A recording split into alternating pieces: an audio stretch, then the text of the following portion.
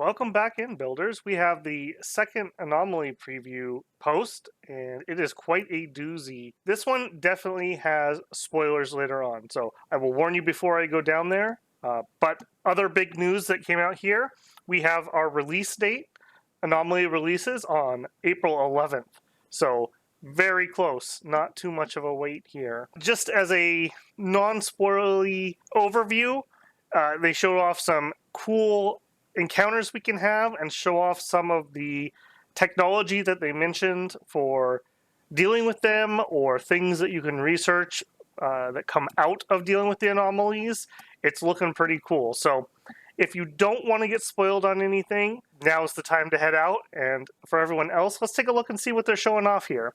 So unlike the previous videos, I'm going to take the perspective here of you are interested in Anomaly. So we are not going to look at the outside perspective. This is you like Anomaly and you want to see what it's all about. They show us quite a few things in this one. And we do get the heads up that there's going to be 2 more previews. So hopefully we will see some other interesting things in those.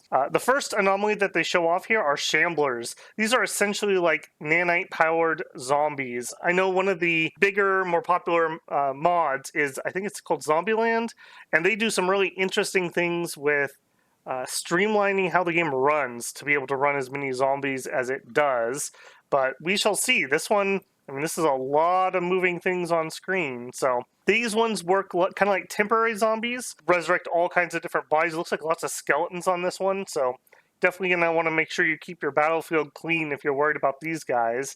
And they also mention that you can create the dead life dust, and we could use that in mortars or IEDs, or I'm assuming probably some sort of wielded weapons too. This could be pretty interesting to have a zombie trap essentially outside of your main defensive point, that if you feel like you're going to get overwhelmed, you could pop and use the zombies to maybe help you hold off the attack. Next up, they talk about the Revenants. This is the psychically invisible hunter that we spoke about earlier, and I know a lot of people were kind of concerned about. This actually put a little bit of my concern down a little on this one, because what they do here is they talk about hypnotizing their victims. They're kind of like attacking their soul or whatever, and you like go into a coma rather than they're just straight up killing you. Yes, it will hurt, but you can save the people. They're not just outright dead, which I think a lot of people were kind of concerned about. Looks pretty cool. They show off.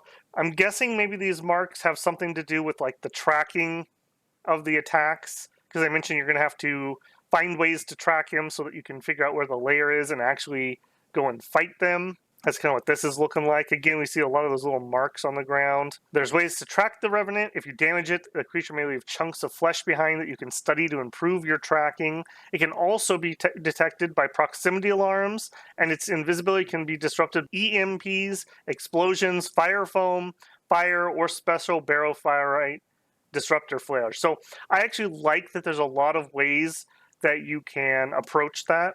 I like getting EMPs in my games a lot just to deal with the mechanoids, so that's something I would probably have anyways. But it's interesting with the fire foam and whatnot. You could have fire foam poppers around. I'm not sure if it's base game or mods, but the fire foam backpack could be kind of interesting for that. Explosions, if you set a minefield kind of near your entrance or something, maybe you could hit them with that. And the flares are interesting. I would love to see other types of flares added to the game.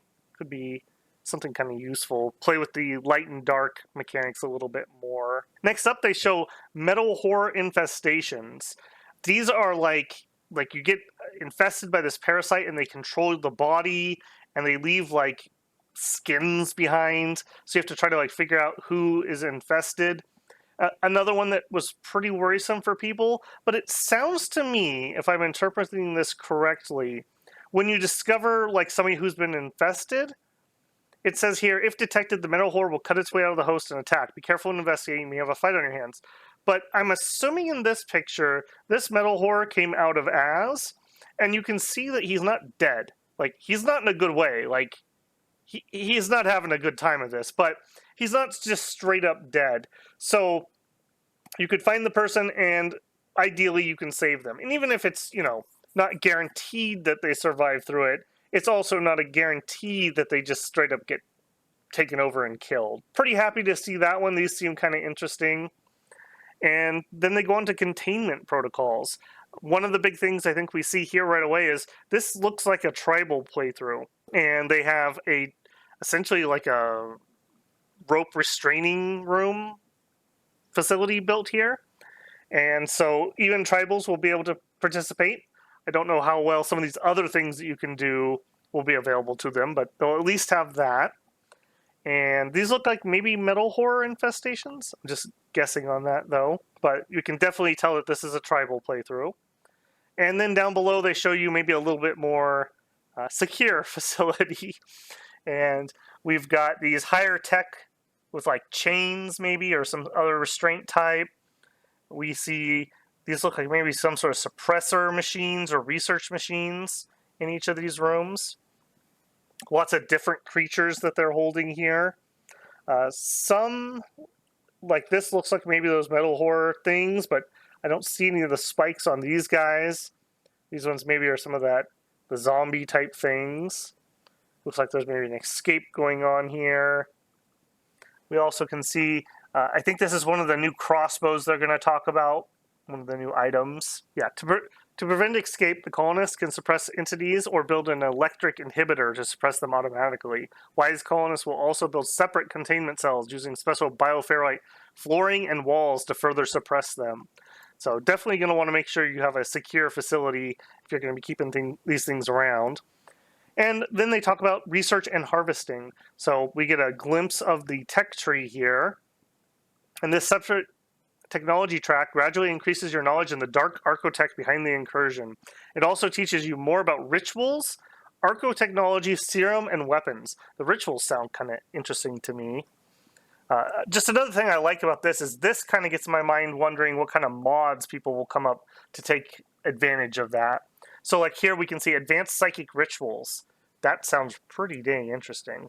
And we've got like different trees kind of things. We have entity containment, bioferrite harvesting, and void provocation. A lot of different things. Here's that dead life dust for the zombies. We have different serums that we can craft. That's really interesting. The detectors, the harvesters, flares. We have the bioferrite generator. So we can really go SCP or lobotomy corp, and you can use these things to generate power for your facility. That could be pretty interesting for a playthrough. Then down here we have the bioferrite shaper workbench, which is new gear and weapons. So they have a nerve spiker, a crossbow loaded with toxic spikes that stun organic creatures. That might be useful for capturing pawns. The incinerator, which is our flamethrower, which they talk about having an alternative fire mode. That's pretty interesting to me. I know I've seen some mods in the past that modded weapons to have like alternative fire modes, but having base game support will make those much, much, much better. Different dead life IEDs, mortars, and packs. We've got those flares we talked about. They give some examples of some serums here. Void Sight, Juggernaut, Metal Blood, and Mind Numb.